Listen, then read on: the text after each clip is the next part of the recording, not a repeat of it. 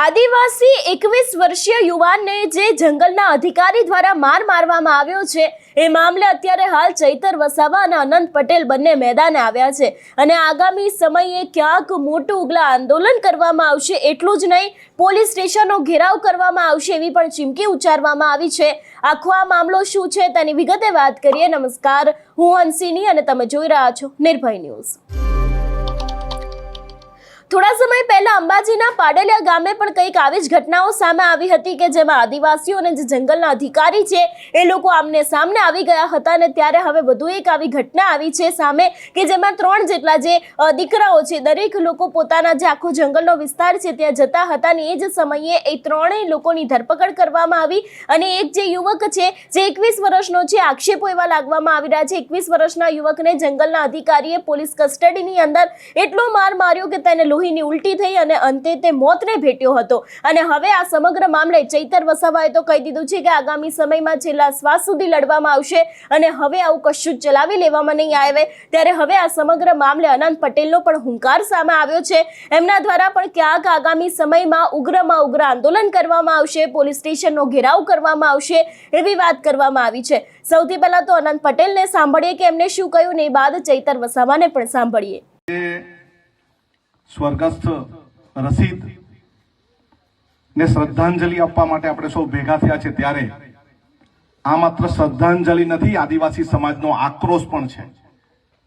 એક યુવાનને ઢોર માર મારીને મારી નાખવામાં આવે અને આપણા લોકો હજુ પણ ડર્યા કરે એ કોઈ પણ સંજોગે ચલાવી લેવાનું નથી। 2018માં ચીખલી પોલીસ સ્ટેશનમાં રવિ અને સુનિલ નામના યુવાનને પંખા પર પોલીસ કસ્ટડીમાં લટકાવી દેવામાં આવ્યા હતા। ત્યારે પણ અમે 8 વખત પોલીસ સ્ટેશનનો ઘેરાવો કર્યો ને હું એના આગેવાનને કહેવા માંગુ છું કે અરજી ફરજી આવેદનથી કઈ ચાલે નહીં અને અહીંયા પોલીસ ઉભા હોય, પોલીસ કોઈ ઇન્ચાર્જ પોલીસ હોય તો અહીંયા આવો।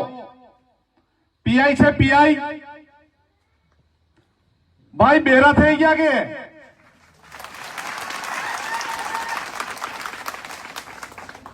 પીએસઆઈ કે પીઆઈ હોય તો અહીં આવો મહેરબાની કરીને।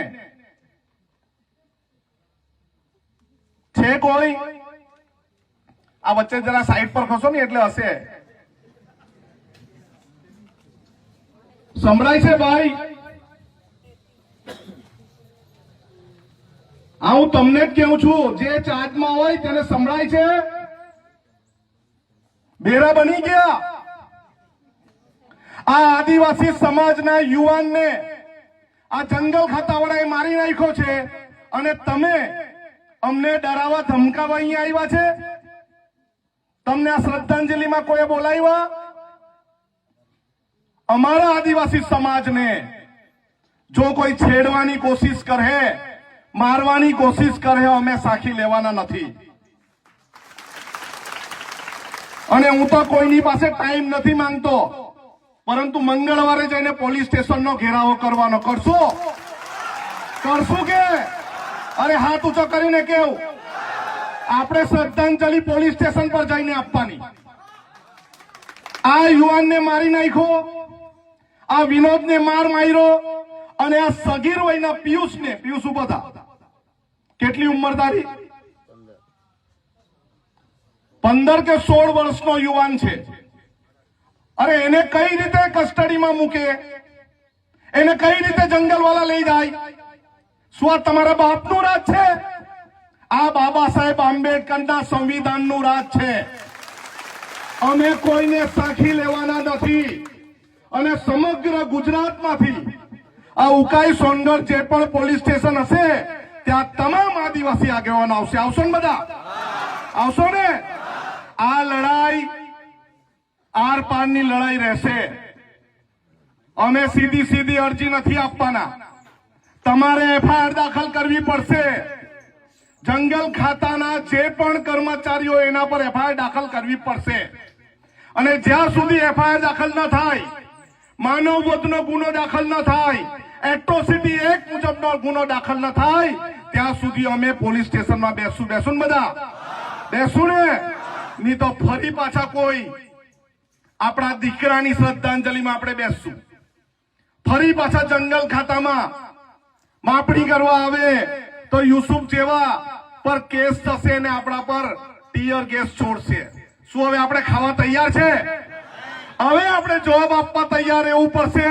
પ્રશ્ન પૂછવાનો નથી, આપણે જવાબ આપવાનો છે કે તમે ક્યાં સુધી શ્રદ્ધાંજલિ કાર્યક્રમમાં અહીં ઉપસ્થિત થયેલા આપણા સમાજના તમામ વડીલશ્રીઓ, માતાઓ, બહેનો, યુવાનો, આજે આ દુઃખની ઘડીમાં અમારે કોઈ વિશેષ ભાષણો કરવાના થતા નથી અને વધારે કંઈ બોલવાનું થતું નથી, પણ એક અમારા જેવા આગેવાનોને પણ એક દુઃખ થાય કે આપણી વસ્તી, આપણો વિસ્તાર અને આપણા વિસ્તારમાં પણ આ પ્રકારે જ્યારે બહારના લોકો આપણા એક 21 વર્ષના યુવાન દીકરા રશીદ જેવા દીકરાને નાની અમથી કોઈ ભૂલના લીધે જો મારીને આ પ્રકારના મરણ નિપજાય ત્યાં સુધી, માનવ વધ કરી નાખે ત્યાં સુધી મારે, તો આપણા બધાના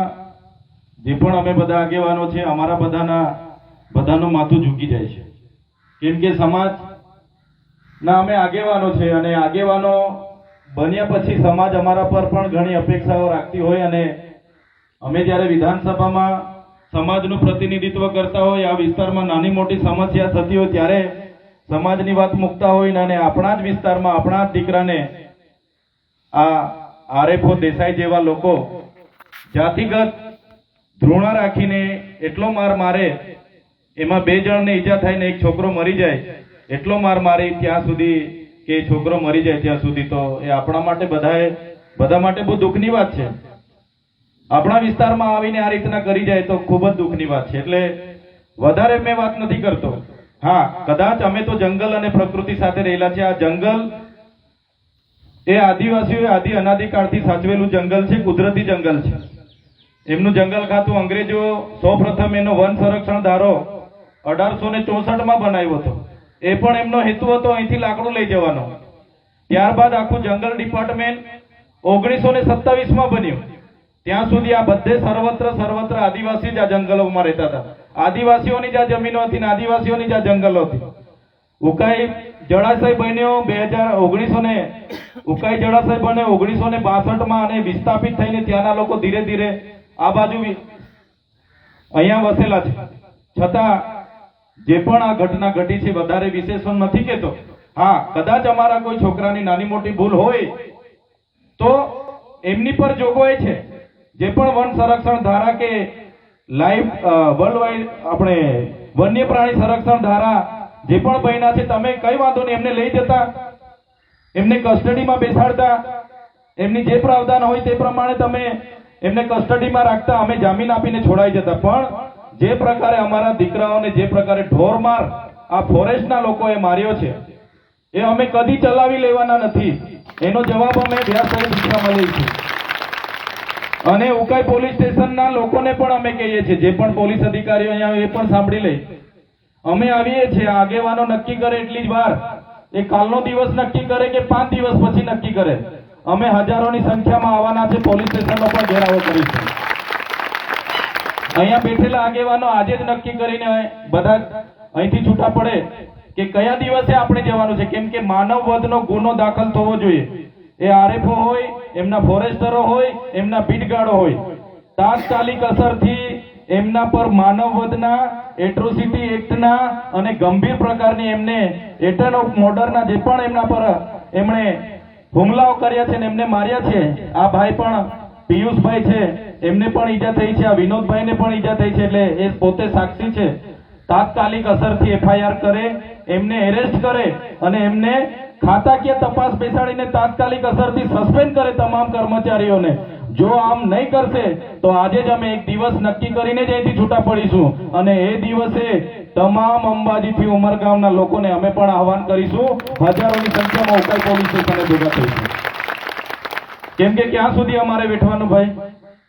અવારનવાર અમારી માતા બહેનોને આ રીતના જંગલ ખાતાવાળા હેરાન કરે. હમણાં ઉમરપાડામાં પણ આ થયેલું કેટલા લોકોને 36 લોકો પર ફરિયાદ કરી, એમાં તો 6 જેટલી તો મહિલાઓ હતી, એક ભાઈ એમાં પણ મૃત્યુ પામી ગયા. એટલે અમે કંઈ કહેતા નથી, કંઈ બોલતા નથી, બધું થાય છે, ચાલે છે એવું. એટલે કોઈના મગજમાં આ પ્રકારનું હોય, જંગલ ખાતાના અધિકારીઓના મગજમાં કે પોલીસ સ્ટેશનના પીઆઈ પીએસઆઈ ના મગજમાં કે ભાઈ આદિવાસીઓ છે ભૂલી જશે, તો હવે અમે ચલાવવાના નથી. આ સમય અમારી એકતા બતાવવાનો છે. આ સમય અમારા રસીદ જે મરી ગયા છે, પ્રકૃતિમાં વિલીન થયા છે, એને ન્યાય અપાવવાનો છે. અમે છેલ્લા શ્વાસ સુધી લડીશું. કોર્ટના લીગલ કાયદાકીય રીતે પણ કોર્ટમાં જઈશું, પણ પહેલી પ્રાયોરિટી અમને અમારો જે આ આગેવાનો અહીંયા નક્કી કરશે, એમના સરપંચો, ગામના મુખીઓ, પટેલો જે પણ અહીંયા હશે એ દિવસ નક્કી કરશે. તે દિવસ અમે આપીએ છીએ કે ભલે કાલની 1લી તારીખ હોય કે આવનારી 2જી હોય કે 3જી હોય કે 5મી હોય, ત્યાં સુધી જો એફઆઈઆર ના થાય, અને એફઆઈઆર માત્ર એફઆઈઆર પૂરતી નથી, માનવવધ હત્યાની ગુનો દાખલ થવો જોઈએ, એટ્રોસિટીનો ગુનો દાખલ થવો જોઈએ, અને આમને મારી નાખવાના પ્રયાસ કર્યા છે એનો ગુનો દાખલ થવો જોઈએ. એ પ્રકારની જો એફઆઈઆર દાખલ નથી થતી તો અમે હજારોની પણ લાખોની સંખ્યામાં ભેગા થવાનું થશે, ઉકાઈ થવાના છે.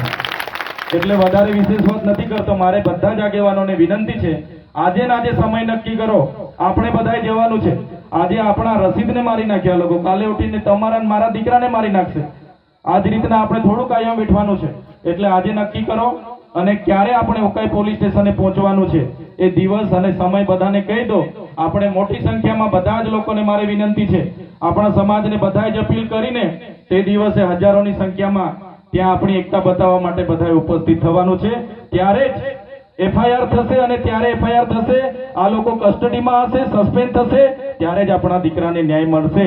એ જ મારી વિનંતી છે. જોહાર. અને ફરી એકવાર આપણી વચ્ચે આપણો યુવાન દીકરો નથી રહ્યો, એમને ફરી એકવાર શ્રદ્ધાંજલિ અર્પું છું અને એમના પરિવારને સાંત્વના પાઠવું છું. અમે તમારી સાથે છે. બધો આખો સમાજને જ્યારે બોલાવવાનો થશે ત્યારે આખા સમાજને પણ ત્યાં ઉપસ્થિત કરીશું. આપણા દીકરાને ન્યાય અપાવીને જ અમે જંપીશું. ધન્યવાદ. આજે આ બંને નેતાઓ છે, એ બંને નેતાઓ આજે દીકરા છે એના ઘરે પહોંચ્યા હતા, અને ખાસ કરીને અહીંયા કહેવામાં આવ્યું છે કે ક્યાં સુધી આવી રીતે આદિવાસીઓની સાથે અન્યાય થશે. આની પહેલા પણ ઘણા બધા આપણે એવા કિસ્સાઓ જોયા છે કે જેમાં ફોરેસ્ટ અધિકારી હોય છે એ દાદાગીરી કરતા હોય છે, જે આવી રીતે યુવકો હોય છે એ લોકોને મારતા હોય છે, ને આવા ઘણા બધા કિસ્સાઓને લઈને અત્યાર સુધી આપણે વાત કરતા આવ્યા છે. પણ આ વખતે જે 21 વર્ષીય યુવક છે એ મોતને ભેટ્યો છે, ત્યારે અત્યારે હાલ આ સમગ્ર મામલે જે આદિવાસી લોકો છે એ લોકો તો મેદાને આવ્યા છે, પણ આદિવાસી સમાજના નેતાઓ દ્વારા પણ કહી દેવામાં આવ્યું છે કે આવા અધિકારીને છોડવામાં નહીં આવે, આની સામે ફરિયાદ થવી જ જોઈએ, એવી પણ વાત તેમના દ્વારા કરવામાં આવી છે. આ સમગ્ર વિષયને લઈને તમારું શું માનવું છે અમને કમેન્ટ કરીને ચોક્કસ જણાવજો. તેની સાથે અમારી ચેનલ નિર્ભય ન્યૂઝને લાઇક, શેર અને સબસ્ક્રાઇબ કરવાનું ભૂલશો નહીં. નમસ્કાર.